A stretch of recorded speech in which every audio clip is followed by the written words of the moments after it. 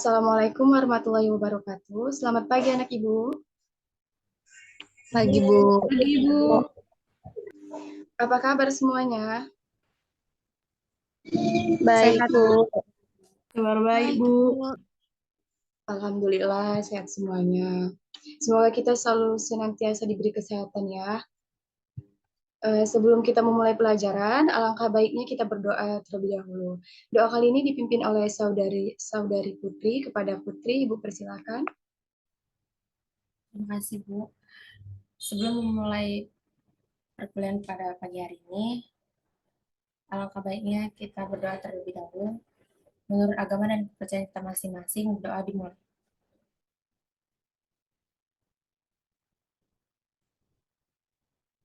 Amin. Terima kasih Putri. Di sini Ibu akan absen terlebih dahulu ya. Siapa yang tidak hadir hari ini? Adakah teman kalian yang tidak hadir? Nggak tahu, Bu. Banyak, Bu. Siapa ya Meli? Diana Sania, Bu. Oh, oke. Ini Ibu absen. Kenapa Saya mereka tidak hadir, Bu. hadir? Oh, hadir. Oke. Sania ya?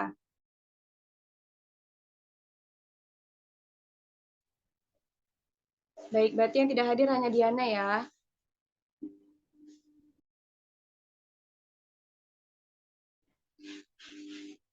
Langsung saja, Ibu akan menyampaikan materi hari ini kepada Putri. Apakah boleh Ibu minta tolong untuk share screen kan? Baik, Bu.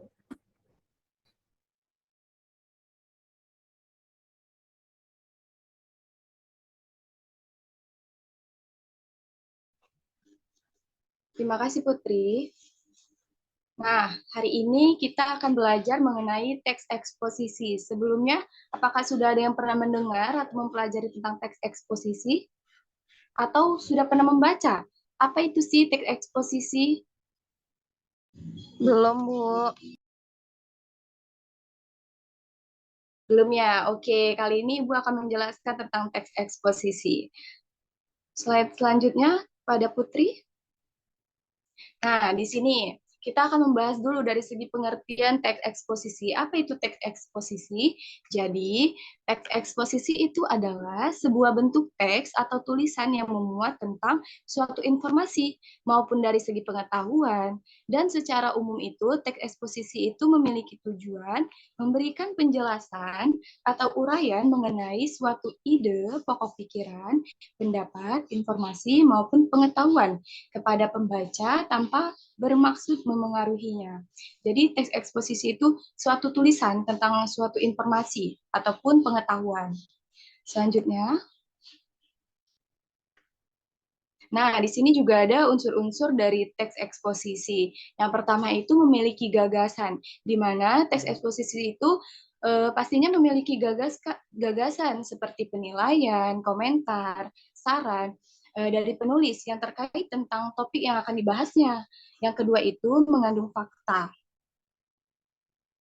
yang dimana sebagai teks non-fiksi, teks eksposisi ini menyajikan informasi hingga gagasan sesuai dengan fakta yang benar-benar terjadi.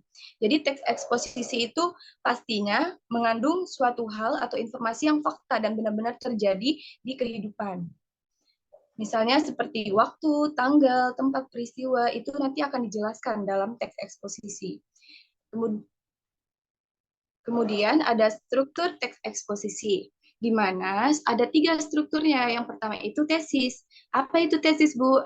Tesis itu adalah bagian pertama sekaligus pembuka dari sebuah cerita di dalam berita teks eksposisi, yang dimana tesis ini dapat dipahami yang memiliki fungsi menyajikan pengenalan isu, masalah, gagasan utama, hingga pandangan penulis secara umum terkait topik atau masalah yang akan dibahasnya.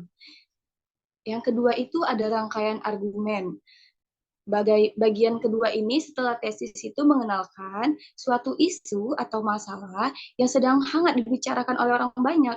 Jadi dalam teks eksposisi ini pastinya berita-berita yang hot, bisa kita bilang seperti itu.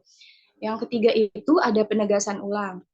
Nah, penegasan ulang ini adalah bagian terakhir setelah penulis menyampaikan isu atau masalah dan sudah didukung oleh berbagai alasan atau pendapat yang sesuai fakta. Terus selanjutnya apa, Bu? Selanjutnya itu ada penutup atau simpulan. Itulah dari struktur teks eksposisi. Selanjutnya,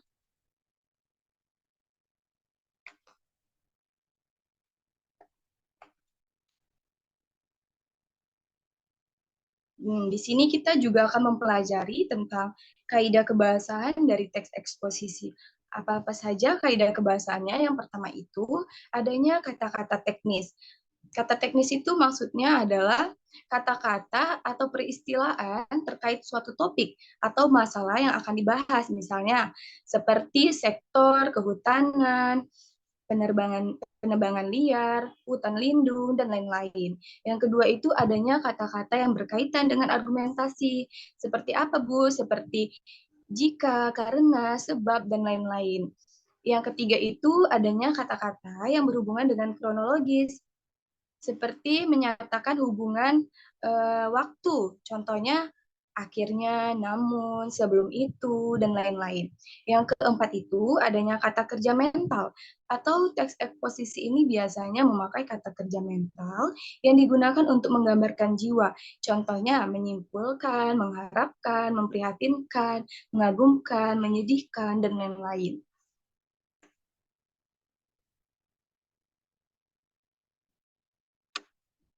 Nah, di sini juga ada langkah-langkah dalam membuat teks eksposisi. Kita bukan hanya sekedar tahu dari segi struktur, unsur-unsur, kita juga harus tahu bagaimana langkah-langkah kita membuat teks eksposisi. Yang pertama itu, kita bisa menentukan tema terlebih dahulu. Jadi, kalau kita membuat teks eksposisi itu, pastinya kita tentukan dulu kan, kita mau temanya apa ya, tentang apa, mau tentang kehutanan, tentang penebangan liar, atau apapun. Yang kedua itu, kumpulkan juga sumber untuk bahan tulisan. Jadi bukan hanya sekedar dari pengetahuan kita saja, kita juga harus banyak tuh baca-baca buku, baca jurnal, agar pengetahuan kita lebih luas. Saat kita membuat teks eksposisi itu, jadi isinya itu bukan hanya menonton tentang apa saja yang kita pikirkan, tapi juga tentang hal-hal lain yang bisa kita cari dari sumber yang lain. Yang ketiga itu membuat rangka tulisan. Jadi ketika kita membuat langkah-langkah teks eksposisi ini pastinya kita buat dulu kan kerangka tulisan kita itu mau buat yang bagaimana. Yang keempat itu kembangkan kerangka tulisan. Setelah kita buat kerangka tulisan kita kembangkan agar apa? Siapa yang tahu? Yo. Nah, agar kerangka tulisan kita itu lebih bagus dan pastinya bakal menarik untuk dibaca oleh teman-teman kita dan orang-orang lain. Nah, jadi itu saja materi yang Ibu sampaikan tentang mengenai teks eksposisi. Kepada anak-anak Ibu, apakah ada yang ingin bertanya, apakah ada yang ingin dipertanyakan atau ada yang kurang jelas boleh dipertanyakan?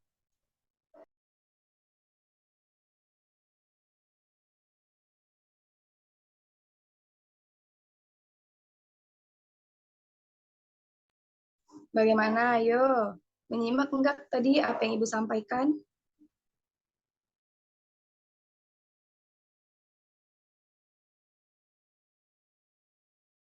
Sudah cukup jelas, Bu. Sudah cukup. Alhamdulillah jika anak-anak Ibu semua pada mengerti. Atau yang lain ada yang belum jelas? Sudah, Bu. Oke, jika semua sudah jelas dan paham, di sini Ibu akan mengasih sedikit games agar pemahaman kalian lebih bertambah. Sebentar ya, Ibu akan mengirimkan linknya di chat ini.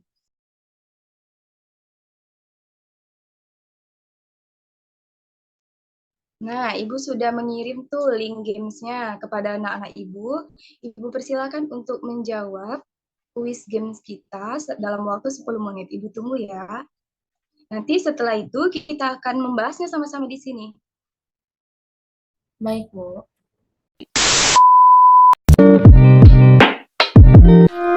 Apakah sudah selesai anak-anak Ibu semua menjawab games yang telah Ibu beri?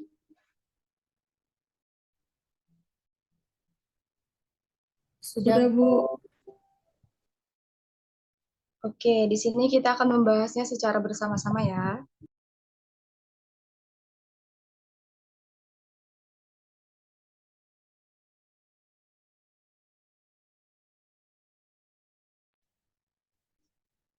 Nah, ini bentuk kuis tentang teks eksposisi yang telah Ibu beri. Ayo kita jawabnya bersama-sama.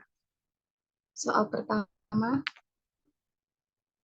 siapa yang bisa jawab? Apa itu teks eksposisi?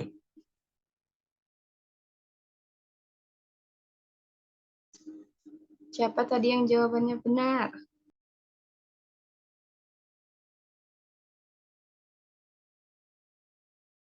saya Bu. Nah, ya Putri. Tadi Putri jawab apa? Jawabannya D, Bu. Ya, benar sekali. Jawabannya itu benar semua. Jadi teks eksposisi itu pengertiannya ada di bagian pilihan A, B, dan C. Soal berikutnya,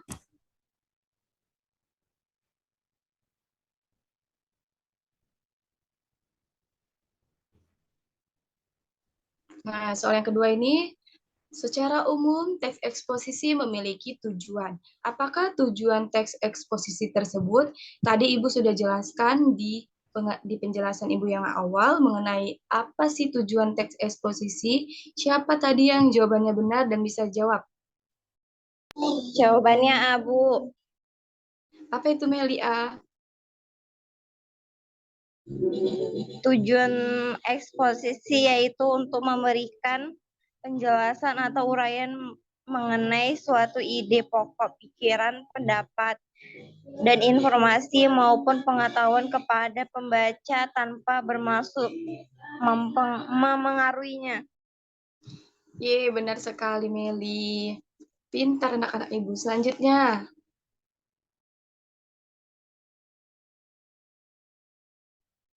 di sini. Nyatanya, kegiatan transportasi harian relatif menimbulkan pergerakan yang bersifat berulang. Contohnya seperti yang terjadi pada para pekerja dan mereka yang menempuh pendidikan di sekolah. Di kota Yogyakarta, hampir di setiap titik-titik yang menjadi jalur pergerakan para pekerja dan pelajar untuk menuju lokasi tersebut seringkali mengalami kemacetan. Penggalan teks ini merupakan teks eksposisi bagian apa? A. Judul, simpulan. B. Simpulan. C. Argumentasi. D. Tesis. Yang mana? Argumentasi, Bu. Iya, betul sekali argumen ya. Jadi, di situ kan juga sudah dijelaskan apa penyebab masalah yang terjadi. Berarti hal tersebut bagian dari argumentasi dari teks eksposisi. Selanjutnya.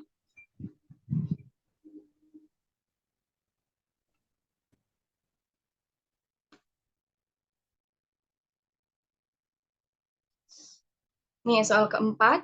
Bagian akhir dalam sebuah teks eksposisi yang memuat penguatan kembali atas pendapat yang telah disampaikan berdasarkan fakta dalam bagian argumentasi merupakan, ayo apa? Bagian akhir disebut apa? Udah, Bu. Penegasan Penugasan ulang. Ya, benar Penegasan sekali. ulang. Apa? Iya, penegasan ulang. Jadi bagian akhir itu disebut penegasan ulang. Soal terakhir. Dalam struktur teks eksposisi, terdapat bagian yang memuat pernyataan umum atau gagasan penulis mengenai topik yang akan dibahas. Nah, bagian ini apa nih? Mengenai topik yang dibahas. tesis, Bu, tesis. Tesis, Bu. Oke, iya tesis. Berarti anak-anak Ibu sudah sangat paham semuanya. Coba kita lihat, di games ini tuh nanti terlihat siapa yang juara pertama, kedua, ketiga. Yang nilai paling tinggi nih terlihat nanti di sini. Nanti nilainya akan Ibu masukkan ya ke dalam daftar nilai Iya, Bu. sebagai nilai harian kita. Nah, di sini ada Sania, Meli. Nia nih siapa nih A? Bagus, bagus, bagus.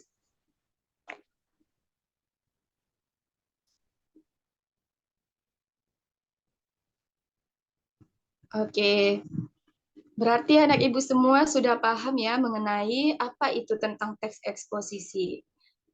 Sudah paham kan semuanya? Sudah, Bu.